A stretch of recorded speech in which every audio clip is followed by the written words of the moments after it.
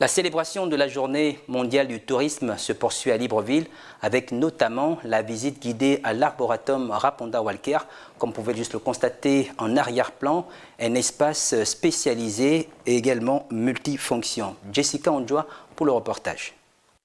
Cette visite guidée a constitué le deuxième jour de célébration de la Journée mondiale du tourisme. Repenser le tourisme, c'est également aller à la découverte de la forêt de l'Arboretum Raponda Walker. Pour cette deuxième journée, on a prévu une petite marche en forêt à l'Arboretum Raponda Walker. Une marche d'environ 12 km aller-retour, qui n'était pas facile pour certains, mais bon, ils ont tenu bien, ils ont bien tenu et je suis fier d'eux. Donc on a bien marché et on a présenté un peu la flore. Donc la flore, en fait, j'entends par là les arbres qui sont ici dans l'arboretum et qui ont des vertus médicinales et ancestrales et tout le reste. Et voilà, là on se retrouve sur la plage pour un petit moment de détente, d'échange, de discussion sur le sujet, c'est-à-dire le tourisme.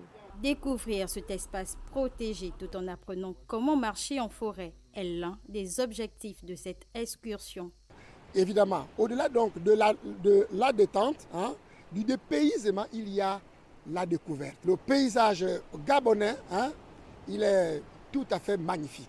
Et donc, avant de vendre notre tourisme aux touristes internationaux, il est d'abord important que nous-mêmes, Gabonais, nous-mêmes nationaux, nous-mêmes résidents et surtout nous-mêmes, agents du ministère du Tourisme, touchons du doigt. Munis des bouteilles d'eau pour se désaltérer, baskets, casquettes, tout était en place pour affronter la nature. Près de 41 personnes ont participé à la randonnée au cœur de l'Arboretum et pour plusieurs d'entre elles, c'était une première visite mais inoubliable.